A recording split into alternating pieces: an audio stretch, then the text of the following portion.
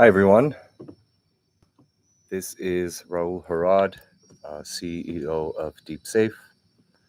We are waiting for people to join. It seems there was a bit of an issue with the stream at the beginning. Still trying to figure that out.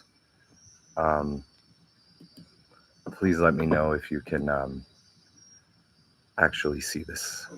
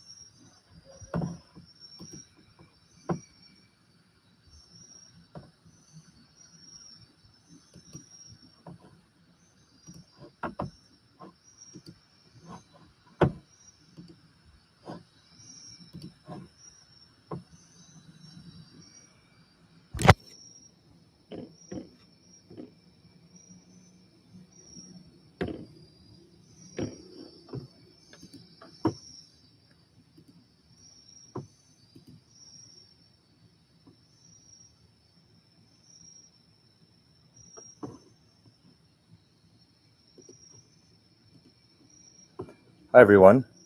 This is Raul Harad, CEO of DeepSafe. We're testing the stream to see if this is working. Um, Let me just give it a few more minutes to see if the stream goes live. Um,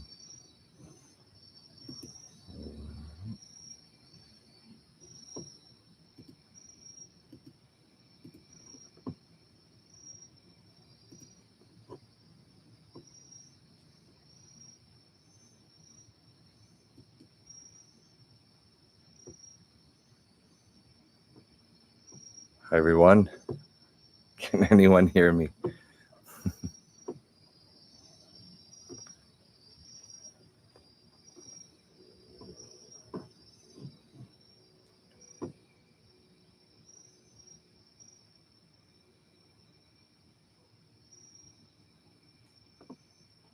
Hi, everyone. If there's anyone out there, please let me know. Just trying to figure out if the stream is working or not.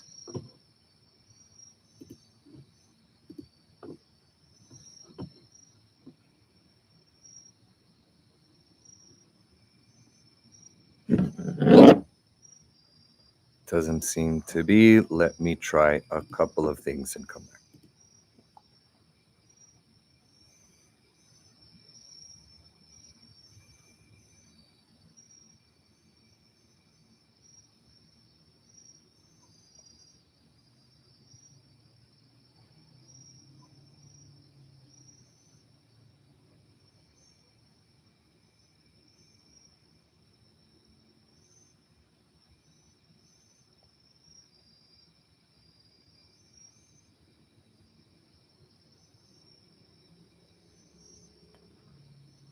Hi.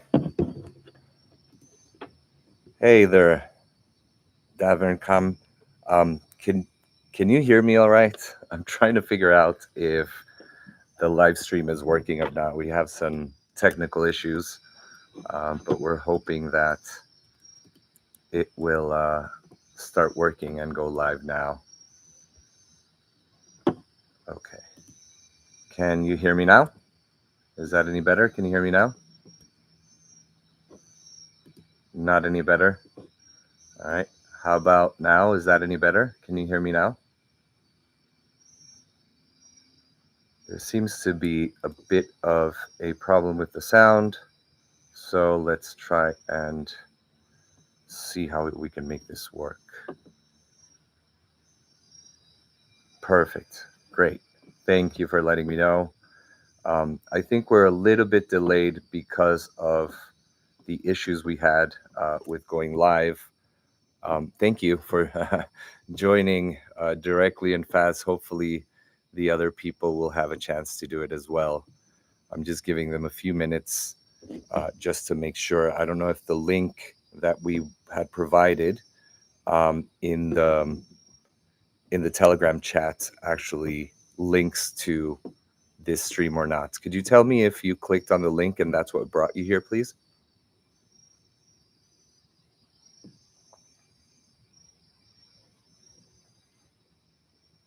Did you come from the link on Telegram, or was there another way to join the stream?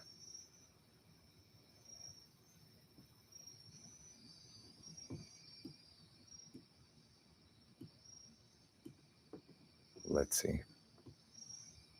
All right. Okay. Yes, thank you so much. I think that there was an issue with the one that was first posted. Oh, it is working. All right, cool. So let's give people a couple more minutes, and then if not, I guess you and I can have a chat. I'll enable the sound. Let me just text the more savvy stream part of the team, and we can get started.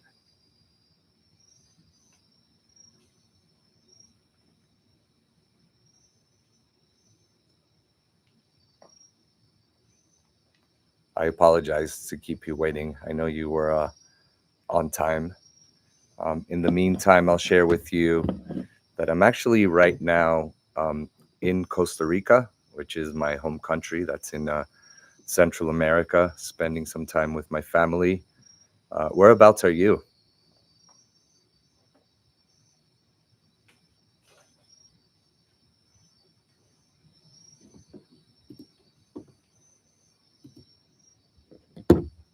All right. I see there's a couple of us now. Let's give it just a few more minutes, and I will be right back.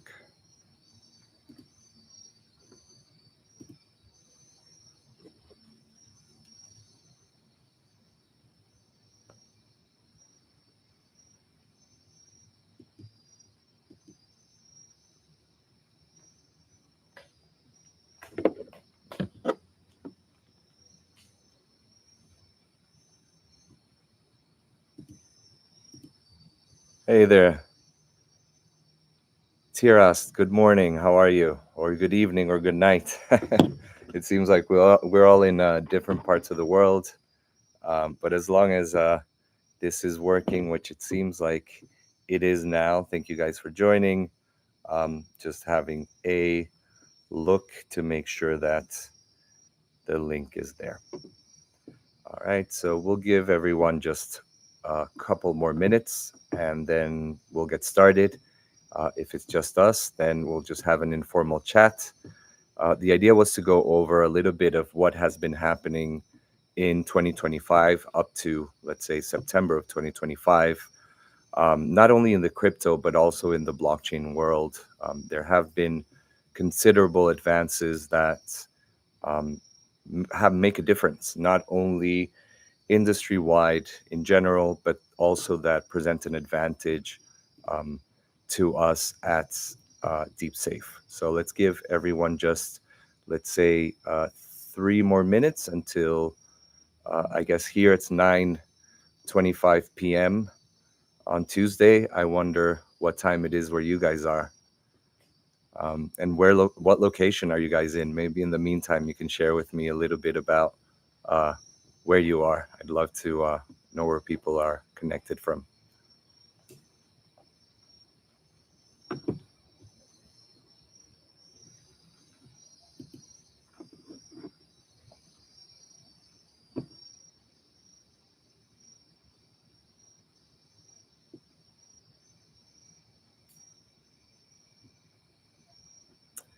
All right.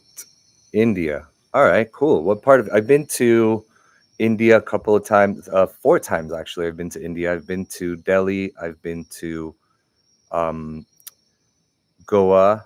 I've been to um, um, Hildebrand, and I've been to Mumbai. Yeah, beautiful country, absolutely beautiful, and the people in India are just some of the kindest people I've met. Um, So thank you guys for joining us. I guess we can maybe get started.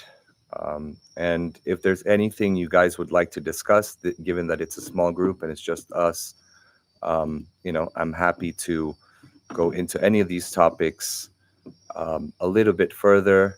If ever anyone is, good morning, guys. There's more people joining us. Great morning, guys. Good night, where I am.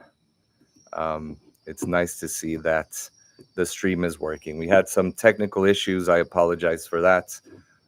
We were trying to get things live, but there were a few issues with the connection. But let's get started. The idea for today is to look a little bit deeper into what are the trends that have been happening in the crypto and blockchain world as of September of 2025. And we will be holding these live streams a lot more often. The idea, and I'd love to hear your guys' opinion on this, is to maybe in one of them discuss a little bit more of the macro scenarios, in one of them to discuss a little bit more in detail what's going on with DeepSafe. I know a lot of you have a lot of questions about the TGE and want to have more information about that, but also to keep you guys just updated in terms of the different happenings within DeepSafe. Now, today's discussion, I framed it a little bit around kind of what is the information that I look at as a CEO to help the team make decisions based on what we see happening in the market, as we see the evolution of different things, and as we see things that are particularly important to DeepSafe.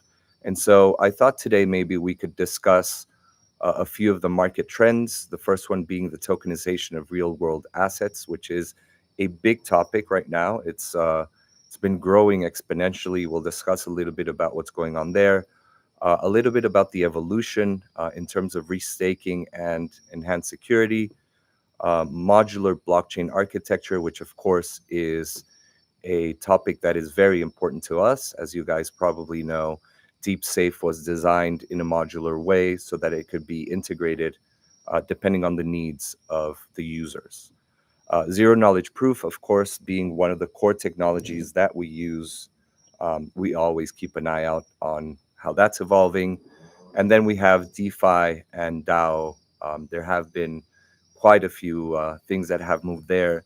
And I would add to this list another thing that I monitor closely is regulation. So obviously for us, any evolution of regulatory controls is a big topic, and we follow that closely. So given that it's not on the list, maybe let's start with that. We've been looking at the US, in particular, the application for ETFs for Ethereum, Solana, and a few other cryptocurrencies. This, of course, is huge in the sense that it drives not only adoption but growth. And we saw this when ETFs for Bitcoin were approved, and that allowed for a lot of the institutional investors who previously could not participate, let's say, in the cryptocurrency world directly or indirectly because of the risk management. It opened up the market for them. And what we saw was a huge influx of capital. So definitely something to keep an eye out for in the US if the approval for ETFs of Ethereum, Solana, and the other ones that are in the making happen. That, of course, will be a big driver for growth. I expect that we will see a big jump in price for any cryptocurrency who has ETF approval. In Europe, we've seen MiCA, which is the regulation that has been adopted across the European Union for the treatment of cryptocurrencies, taxation related to that, and of course, anything that has to do with the issuance of tokens. And then we have in Hong Kong, since I believe it was August 1st, so a month and a half ago, came into effect the new stablecoin ordinance, which basically guides any issuer of stablecoins, what the procedures, controls, requirements, etc., would be for issuing a stablecoin in Hong Kong. So these are kind of, in terms of regulation, the topics that we're keeping an eye out for, because of course they tend to have an impact not only on what we plan in terms of growth and operation, but also on our users and the people that take advantage of the technology that we've developed. Now, going to the first one of the topics that we've discussed. So one of the main things that we've seen is explosive growth in the tokenization of real world assets. As you can see there, there's been about a 260% surge in terms of growth. And what we're seeing also is that the tokenization of real world assets is moving towards more high value, tangible assets. So we're seeing a lot of real estate being tokenized. We're seeing treasuries and even gold. We've seen gold bullions now being tokenized so that they can be traded on the blockchain. So this allows retail and institutional investors as well to participate not only in the ownership of these real world assets, but interestingly, in the ownership of fractional real world assets. So, fractional ownership is a big topic. Being able to own a part of something really can drive a lot of growth. It increases liquidity in the broader system, and it provides more access to markets. So this is a huge win for the industry. We see things. I don't know if any of you, back in the day, maybe I would say it must be like 7 years ago or so, we had Mycenas, which was one of the first to do this. And the first thing that they tokenized was an Andy Warhol painting. So it was very interesting to see how, something like fine art could be tokenized at the time. There was a question about, well, who owns it? How will it be? Who hangs it in a wall? Who gets to enjoy it? And of course, these are things that obviously have to stay in museums or in protected environments. But that was the first case that we saw. We then saw collectibles in terms of like vehicles and very expensive assets that became tokenized so that there could be fractional ownership. And this really has opened up the market for everyone. So if you are an art enthusiast or a car enthusiast or any of these items, you might want to check it out. Some people get excited about the prospect of owning a fraction of a piece of art, and that, of course, is one of the big kind of drivers for this growth. Um, as you can see there, the tokens are usually backed by underlying assets, and they can represent either direct or indirect ownership. And this is done through, usually legally, through what's called a special purpose vehicle, which is basically just created to be the owner of that asset, fractionalize it, and then make it available to the secondary market. Um, Smart contracts, of course, are what facilitates this, and this has been really one of the big items we've seen. So, as I mentioned, real estate is one of the categories that has evolved. Fractional ownership is very big in real estate, so a lot of people, either groups of friends or people that don't know each other but have similar interests in terms of real estate investments, have capitalized on this. As I mentioned, we saw it in fine arts with Mycenas. That was the beginning. But we've seen since Andy Warhol, Picasso's, we've seen Monet, and several of the very well-known artists having their art tokenized. Uh, Really interesting also, funds and bonds. And this is a little bit counterintuitive if you think about DeFi and TradFi, right? Traditional finance. So why would we tokenize something that can already be issued on the blockchain? And this is usually done because there are solutions, or let's say instruments that already exist, but also because not everyone, from a regulatory standpoint, a lot of the times you have to follow certain um, regulatory compliance rules, and for a lot of people it's not allowed, right? For a lot of these institutions, it's not allowed to own directly things that are in the blockchain. And so through the tokenization of these real world funds and bonds, it opens up the the investment way for these people. We've seen this in supply chain. We've seen it in luxury goods, and as I mentioned before, things like gold, which again are getting tokenized. And this is done because of the ease, basically, of opening a secondary market. As you can imagine, um, trading something like luxury goods can be risky if you do this online. And so you want to make sure that there is a record on the blockchain where you can verify that the asset that you're buying, or even if you're just buying a fraction of the asset, is the original or is an original, and that it is really underlying, let's say, that token that's fractionalized.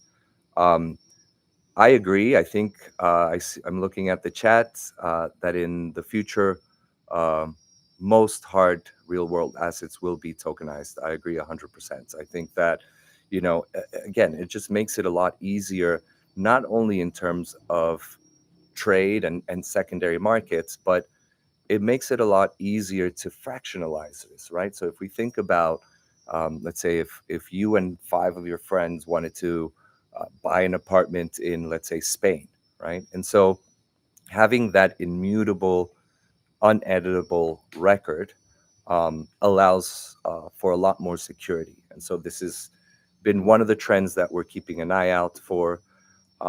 Why? Because as people use DeepSafe to develop these tools, we need to understand what are their needs. We need to understand, in terms of security, which of course is one of the things that being a verification platform is one of the main things. Um, yeah, 100%. I agree. This opens up the market for smaller investors, not just whales or funds. So it is exciting, right? I mean, if you think about it, when would any of us, or maybe there are some in the chat, I don't know, but most of us probably could not afford to buy a Andy Warhol and hang it up in our houses. But this is a way to participate not only in the ownership, but also as an investment in terms of appreciation. Um, the Another trend that we've seen, as I mentioned earlier, is in restaking and the enhanced security models. So Ethereum's restaking model we've seen grow in 5.8% just in 1 week. And so this really highlights the interest that there is um, for the restaking. And I believe all of you are familiar with restaking, but just in case, we can go over the mechanism really quickly. Basically, it is a way to uh, allow validators to put money into the system, a little bit of put your money where your mouth is sort of thing. And so what this will do is it will deter them from having or from trying to behave badly in the system. The way I like to explain staking usually, or let's say proof of work and proof of stake, is that if we take proof of work, let's do the analogy of running a marathon, right? So proof of work would be the equivalent of everybody trains for the marathon, everybody buys a gym membership, new shoes, wakes up early on the weekends, puts in the effort to have a good diet, maybe get a trainer. And so everybody makes all this effort, but in the end, there can only be one winner, right? And so a lot of this effort is arguably lost. Now, of course, everybody gets healthy as a benefit, but for the sake of this example, let's say that, this is something that is inefficient, right? So we have a lot of people spending a lot of time preparing, but only one winner. And that would be proof of work. When we talk about proof of stake, it's more like we say, well, you know what? Uh, we believe that Truth in Tails is the best runner in the group. the rest of us don't really stand a chance. And so what we'll do is between all of us, we'll help pay for Truth and Tales training, right? So the shoes, the trainer, the gym membership, encourage weekend runs.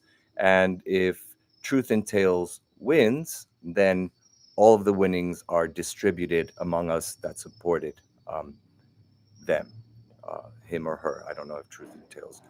Uh, so this is a more efficient way to do things, right? This is a way to kind of um, focus efforts into what is most likely to be a winning position rather than everybody kind of putting in the effort for things that maybe they just don't really stand a chance, right? So we see again Ethereum gaining traction. Liquid restaking, of course, has been a big thing. This allows people to jump in and jump out, which is obviously a lot more flexible than if we talk about um, fixed periods, or even in real world assets if we talk about bonds, which usually have a vesting period. So you'll buy a bond that will mature in 3 months, 6 months, a year, and that will give you a return, right? So that is important. The other thing is the enhanced security models. So obviously, this is a big thing for us. What we're seeing now is new or similar protocols can borrow trust and security from larger networks. And what this does is it reduces the need to rebuild things that have already been created. And it allows these smaller players to benefit from having these security models into their platforms without having to make that huge investment. And so, one of the things, of course, that is rising is modular security. For those of you maybe not familiar with the word modular, it basically means you have different pieces that come together, right? So a lot of the times we talk in blockchain or in DeFi, particularly about stacking operations, right? So you may have different protocols that have figured out how to do something, and you want to take that protocol, you want to enhance it. And because usually things tend to be open source and you can go and check the code and use the code, then you can take that and, let's say, stack another block on top of it. And then maybe somebody can take that you've built and build something on top of that, right? So that's what we refer to when we talk about modular, is something that have different pieces that can come together in different ways to function. And then we have, of course, risk diversification, right? So by enhancing security, we are protecting ourselves from things like um, potential hacks. We're protecting ourselves from anything that could come and try to affect the overall ecosystem. Benefits of restaking. Again, I think these are, for those of you that know this, sorry, I know this is very obvious, but I know there's a lot of you that maybe don't. So, the first one is capital efficiency. So, as I mentioned, staked assets no longer remain idle. They are dynamically generating a passive return for their owners. And so, when we say, going back to the analogy of the marathon, basically it's a lot more efficient to put all of our money and efforts behind the person that we think in our group could win rather than all of us training, right? And so what this does is we will all help sponsor our chosen runner for the marathon. And by putting this money into them, once they, or if they win and they generate money, then it generates a return for us without having had to train, right? Without having had to go into the gym, get a trainer, do those weekend runs. So it's a big thing. Capital efficiency, of course, is something that we're always looking for. So the last thing that we want is for capital to be sitting idle, in a wallet or even in a bank account, and not doing anything. So definitely restaking allows us to have a lot more efficiency when it comes to capital. Enhanced protocol trust. So new projects are using restaking as a way of bootstrapping security, right? So what we mean by that is we are making sure that the security that they are incorporating into their systems is security that they're either creating themselves or they're just copying from other players that have developed it already. And this, of course, reduces costs. And then finally, we have broader reach and adoption. Again, restaking allows us for creating a way of generating passive income, but it also allows us for the integration of established and robust validator sets, right? So, in the case of DeepSafe, because we are a verification network, this is something that is very important to us, right? So, making sure that all the information that we're working with is not only protected, but that it's also real to begin with. Moving on to the next topic, I think I kind of spoke about this one a little bit already, which is having that modular um, build, which is very important for the growth of blockchain. So, modular blockchain architecture is a strategic shift in design where the responsibilities are divided in the different layers. And this is something that um, we, of course, are following very closely. So, as you know, you have the execution layer, which is the one that handles transaction processing, smart contract execution, etc. We have the consensus layer, which is where we have the validation of transactions, where we make sure that the network agrees on a state or on there's consensus on what is the truth in the blockchain. We have then the data availability layer. Um, and what that does is it allows us to make sure that we have accessible, verifiable transaction information. And finally, the settlement layer is what, at the end of the day, creates the final, let's say, log of the transaction, or if there's any dispute, that would go into dispute resolution. And so, this separation of architecture really helps build new things without having to reinvent the wheel, for that matter. Now, in terms of the next trend that we are looking at, oh, sorry. So, benefits, right? So, what are the benefits of doing things this way? Um, there's a few, right? Scalability, as I mentioned, is one of them. Things can grow faster.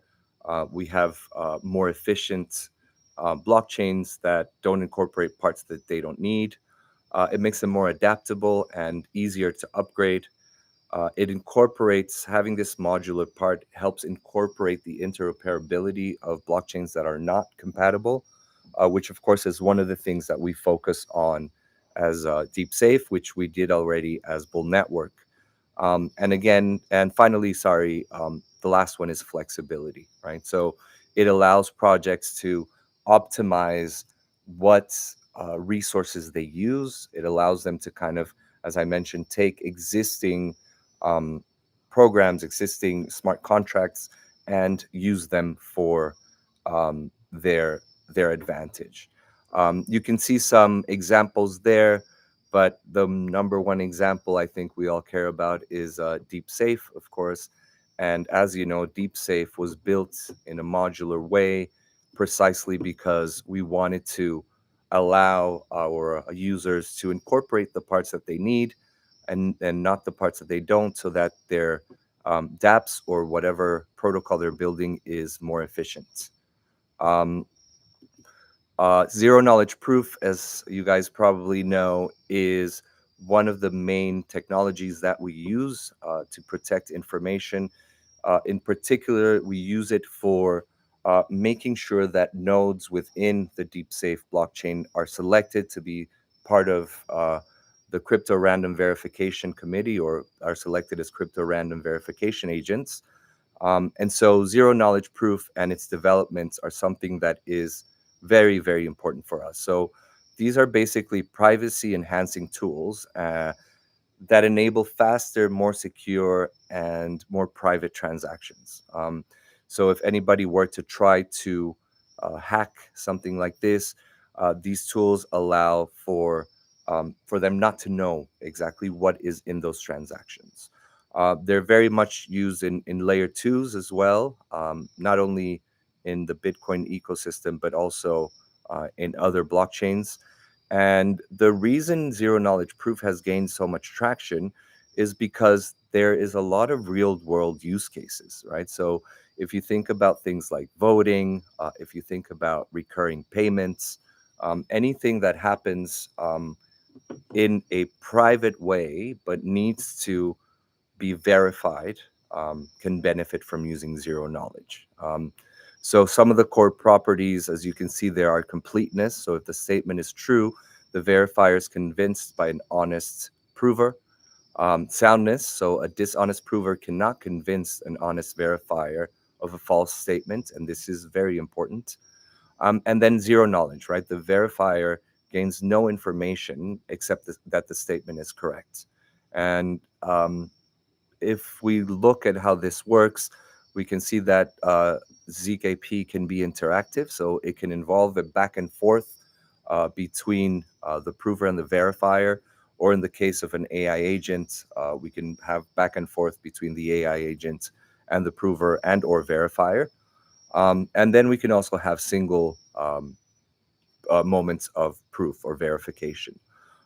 Then through the use of mathematical methods and probability, we enable the validation without data exposure. So it's almost like if I were to say to you, well, I know a secret. I know a secret about DeepSafe. I can't tell you the secret, but I want to prove to you that I know a secret, right? And so, what zero knowledge proof does is it allows the other person to know that I know the secret without revealing what the secret is. So, as you can imagine, this is extremely important. This is one of the areas where we see a lot of growth in terms of blockchain moving towards this. And we see zero knowledge proof being incorporated as something that is no longer optional, but rather one of the core technologies within blockchain. Um, then we have DeFi and the evolution of DAOs. As you can imagine, this is also a topic that is very important for us. We have enabled the Bitcoin blockchain to participate in DeFi without having the risk of transferring the ownership of the assets or custody of the assets.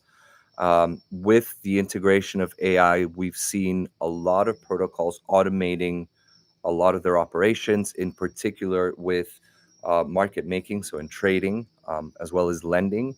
And so um, risk management, risk assessment becomes very, very important. And this is something that we've seen with AI.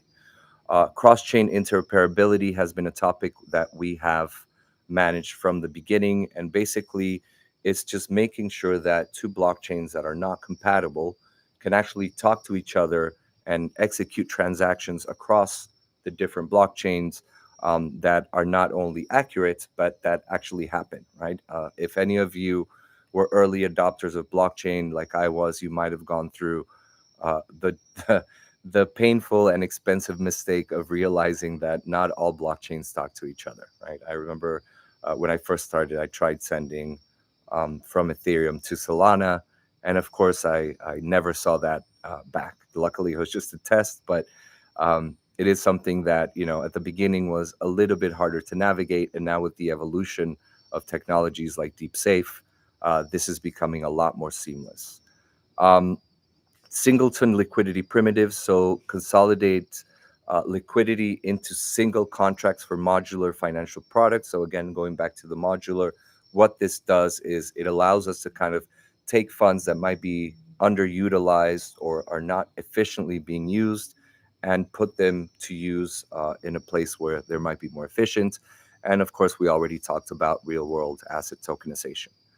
In terms of DAOs, we've seen mainstream adoption. So usually they tended to be very niche. DAOs were something that was kind of obscure in the world of blockchain because everybody understood that it was a decentralized, autonomous organization, but nobody really knew what that meant, and nobody knew how that worked, right? I remember at the beginning of blockchain when people said, well, you know, everyone gets to vote, and people said, vote where, and who decides, and who puts up things to vote, and I think those of you that have a little bit more of a trajectory in blockchain have become more used to how this works. But we've seen a lot of mainstream adoption, and so what this does is it creates new governance frameworks that are a lot more efficient in terms of decision making.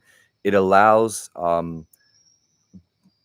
broader, let's say, security, because you're dealing with smart contracts which can be audited, as opposed to, let's say, having people vote, um, you know, even if it's online, right? It could be compromised, and so having DAOs evolve and integrating them into DeFi, so the management of liquidity pools, protocol upgrades. We see this, for example, in lending protocols that decide, what to charge for lending, how much to pay for people that are depositing or staking funds that are being lent, and then we see this evolving very well in the future. So I see a couple of questions. Um, the TGE, yes, I will address at the end. Um, how many projects have been integrated into Deep Save? Um, oof, there's been a lot.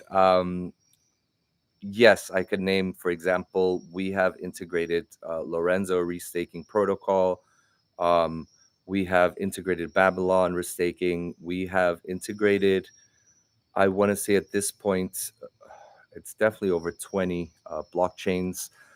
We've integrated BitLayer. We've integrated um, B squared. We've integrated wallets like MetaMask, and all the kind of large ones. There is quite a big list, actually.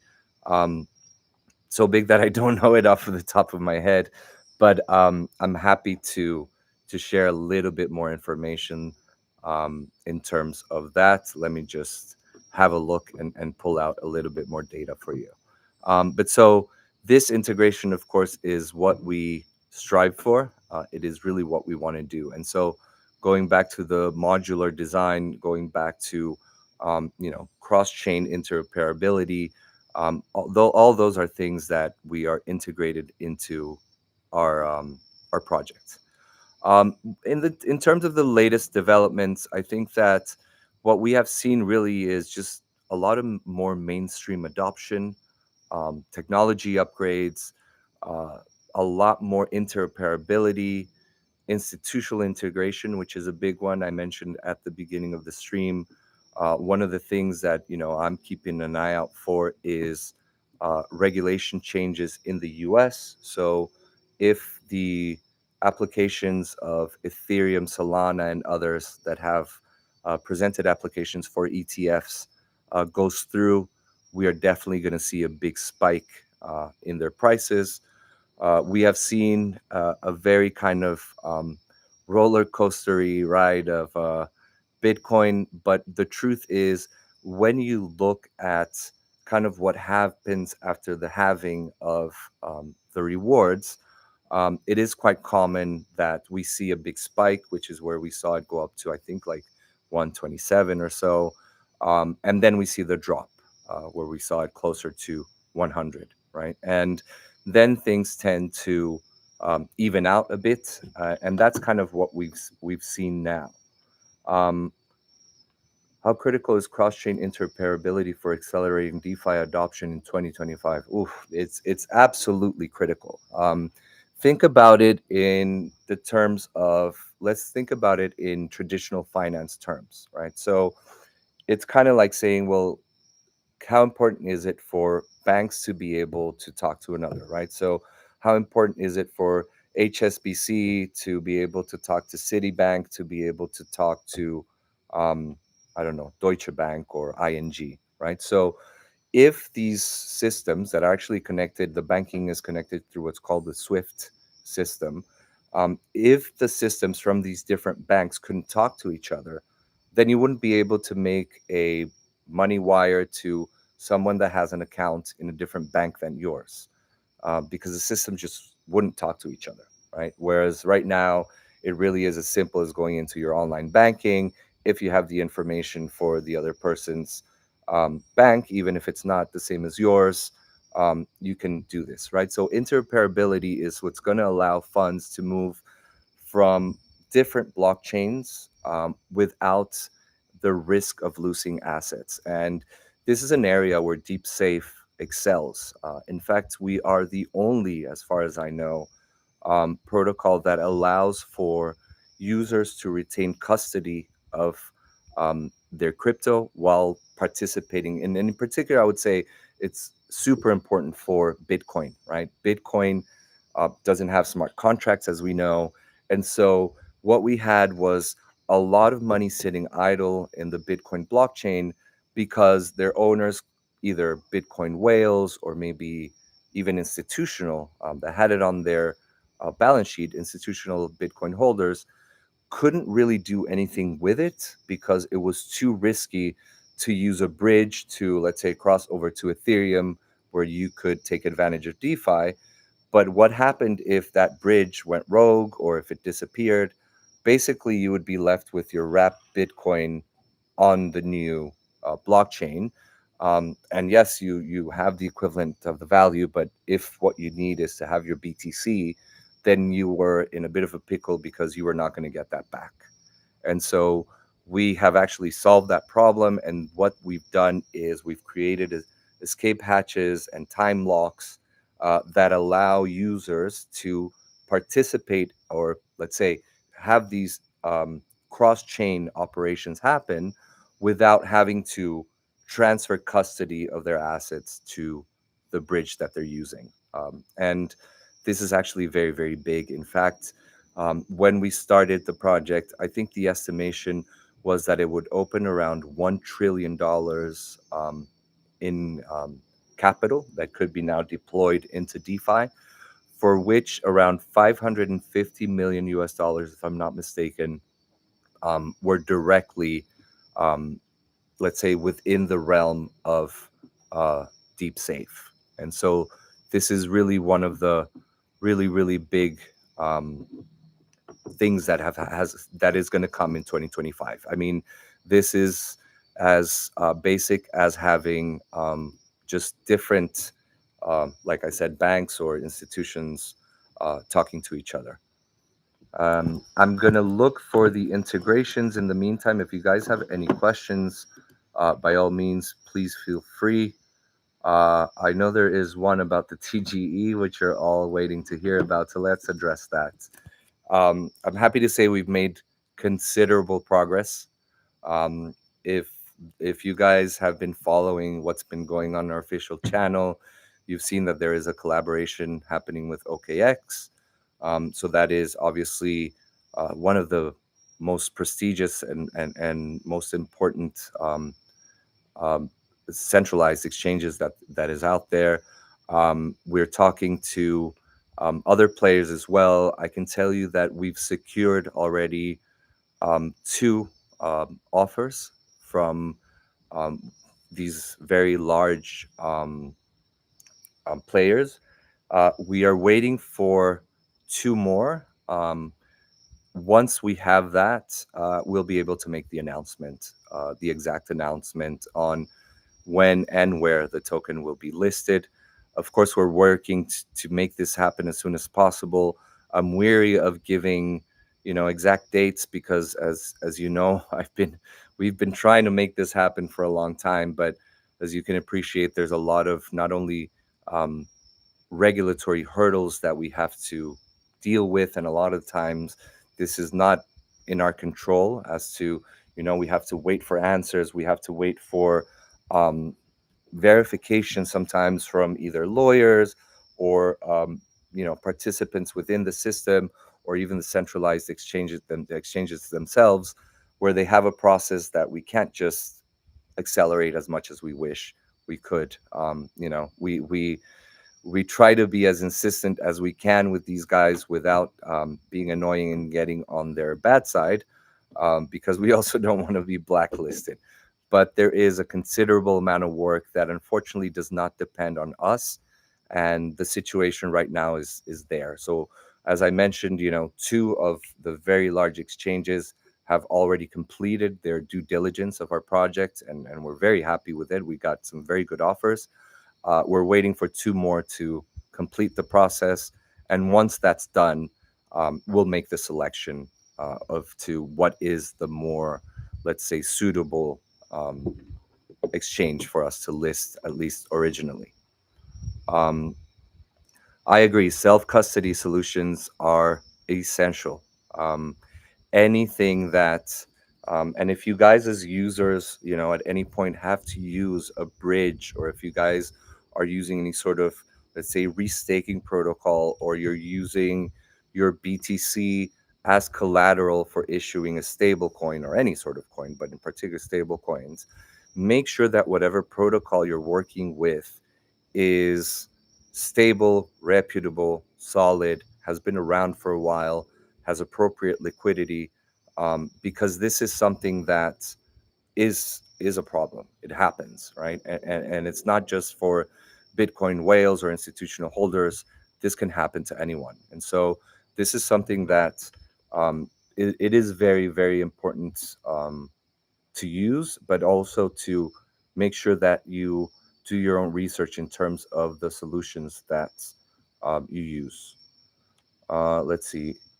In previous AMAs, it's been told that airdrops will be given only by staking as DEF. How many years has it been planned to completely distribute airdrop rewards? There is a timeline. I think it has been published. I don't have it in front of me, but I can tell you that the vesting period for these rewards is the shortest of all.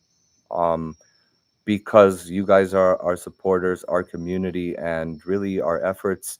Our number one priority is you guys. So I can tell you that in terms of, let's say, miners, investors, us as the team, strategic partnerships, um, all of those will vest after the staked SDEF, um, or sorry, the rewards have been vested and are tradable completely and distributed.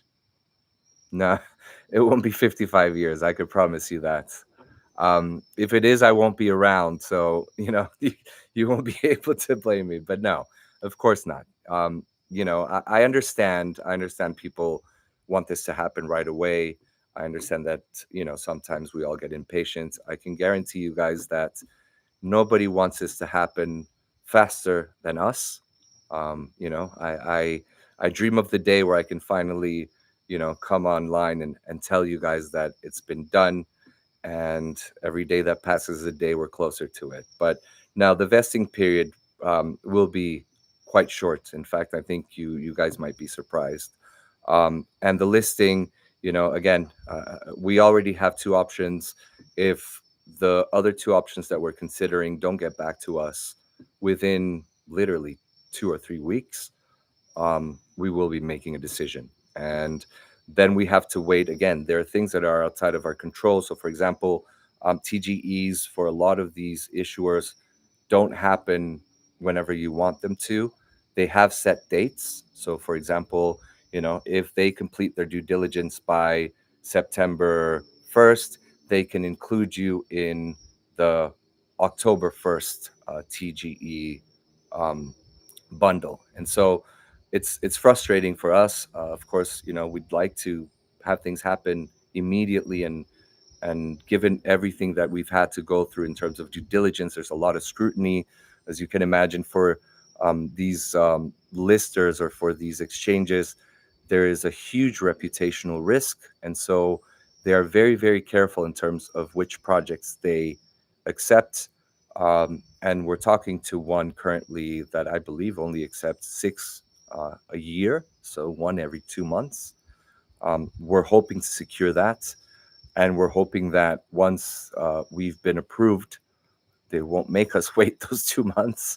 We're hoping that things will happen faster because it has been a very long process. I mean, it's of course we can't reveal things right now, but once that's done, I think we'll be able to share with you guys what this process is. I don't know if any of you on the chat have ever tried to list a token. I can tell you guys I've done this quite a few times before. To be honest with you, things used to be a lot easier. I think the scrutiny has gotten a lot, um, a lot more strict, which again is understandable. There's been so many rug pulls. There's been so many bad players that, of course, nobody wants to be associated with that. And I remember there was a time where, Binance was known as the place where, unreliable coins were issued. Um, and so, they definitely want to avoid that. Yeah. Listen, hey, aren't we all working for our kids or grandkids, right? No, but again, guys, I get it. I know everybody's frustrated. I wish I could give you a different answer. As I said, nobody wants this to happen faster than me. Um, but unfortunately, there are things that are outside of our control.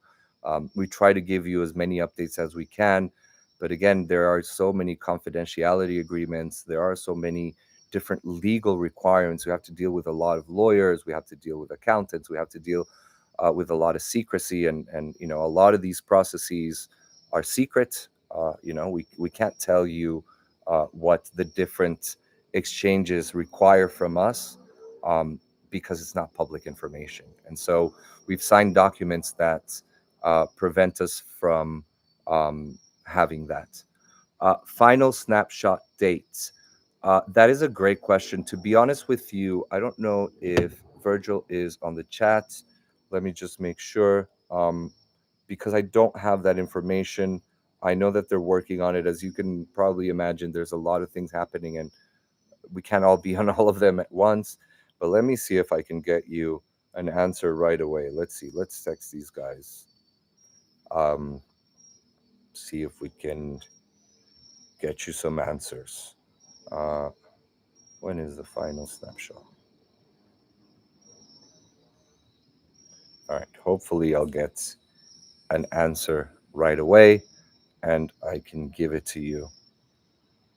I know we're starting to run short on time. So, Supreme Cash, um, if I don't have an answer to you, or sorry, an answer for you, um, in this stream, please by all means reach out to me. All of my information, I think, is available. So you can reach out to me, and I will give you the information. Yeah, it seems that because of time differences, I don't know if everybody is online. Online, sorry. Um, Final snapshots. I think I'm gonna owe you an answer to that. Um, Supreme Cash, please reach out to me directly. My email is Raul, Raul, at deepsafe.network. Send me an email or reach out to me on Telegram, so that I have your contact, and I will give you the information as soon as I have it. I think that has been settled, so I should be able to give you that. It's just I think the other guys are currently in a meeting. Um, but yeah. Um,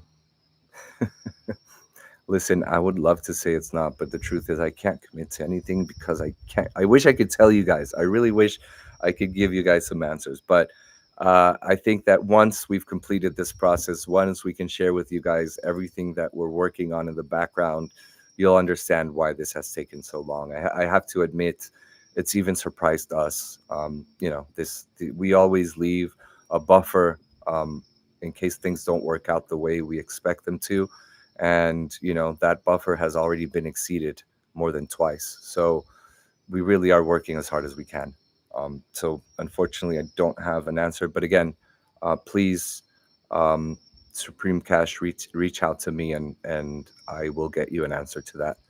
Um, I think we're over time, but I wanted just to thank all of you guys for coming online, for listening to what we're discussing. As I mentioned, we'll make these a lot more frequent, and we'll discuss different topics. So today was a little bit about giving you an insight as to, a CEO, what I look into in terms of trends, what I've seen, what we try to identify, how we interpret this information, relate it back to what we do in Deep Safe. Um, the next one, we will talk more about the project. So I'll make sure I make note of highlighting the integrations that we have done already, so that I can answer that question. And again, Supreme Cash, please just reach out to me and I'll get an answer to your question as soon as possible. So, with that, thank you guys again. I hope to see you all in the next one. We'll talk about the project and a little bit more about what's going on with that, the integrations, the growth, the plans, and what the vision is. And of course, any additional information I can share with you guys about the TGE, hopefully by then. I will. As soon as I can, you guys have my word. As I mentioned, nobody wants this to happen faster than me. I can promise you that. Um, so, with that, give you a hint. Listen, I would love to say it. We are aligned for it happening next month. That's the timeline, to be transparent with you, that we're managing. But again, right now, at this stage, we have done everything we can from our side, and we have to wait for um, the counterparty to get back to us. And so, unfortunately, we can't rush them too much, or we'll just be blacklisted for being annoying. But that's what I can share with you. I can share with you that the timeline that we're managing internally is next month. But I can also tell you that, and to be clear, it's towards the end of next month. Um, but I don't want to promise you anything. If any information becomes available, I will absolutely share it with you guys immediately. Um, Hopefully, this will be it. And one day we will make a Netflix special on all the trials and tribulations of listing the token in a top exchange. So let's you missed the TGE updates, Wasim. We're looking at the timeline. I mentioned we are getting back to Supreme Cash in terms of the final snapshot dates. And we're just waiting on third parties. So we're waiting on our counterparty, the exchanges on the other side, to finish their due diligence, to finish their legal work, so that we can be approved. And right now, it's outside of our hands, as I've been saying. The nobody wants this to happen more than me, or faster than me. But unfortunately, at this stage, we've done everything from our side that's required from us, and we answer all these questions, and they come back with more questions, and we answer and come back with more, and you kind of wish they would ask you everything at once. Um, but we have to kind of manage their times. The legal due diligence is quite extensive, as you can imagine. Um, but yeah, we'll definitely share information with you guys as soon as possible. Yes, I will share with you guys the snapshot dates in the next live stream. Absolutely. And if we have the information before, I'll ask the team to post it on the official channel. If we have the information before that. Um, let's see, Supreme Cash, last question. I see on DeepSafe Beta mainnet, version 1 indicate minimum vote rights. 200 def in final stage will be decreased as amount of voting rights. Yes, those voting rights we will be revising. Of course, we want to make sure that we don't punish any, let's say, smaller holders. Obviously, everybody has different portfolios and different types of setups. And so we want to make sure that the voting is done in the most equitable and fair way. So there will definitely be um, there will be some of that, and we will address that when we talk. Um, all right, so in time for Christmas, hey man, me too. Yeah, if it doesn't happen by honestly, I mean, I don't know what else we can provide these guys. I don't know what else, from our own personal backgrounds to the company to audits of smart contracts to our token model to airdrops, distribution, investor vesting and team vesting periods. And it really has been very, very, very deep. And as I said, if I put on the exchange hats, I can understand why, right? No exchange wants to be associated with a rug pull, because it'll ruin their reputation. And so, in my opinion, they've kind of gone a little bit too far. It used to be too easy, now it's too hard, to the point where it's becoming inefficient. But so we will update you guys as soon as we have that. So with that, thank you guys for tuning in. We will talk soon again. Thank you for your questions. And again, for those of you who have questions that have been unanswered, I've taken notes, and we will make sure to go through those the next time. All right. So have a good day, a good night, or a good evening, wherever you guys are, and we'll talk soon. Thank you.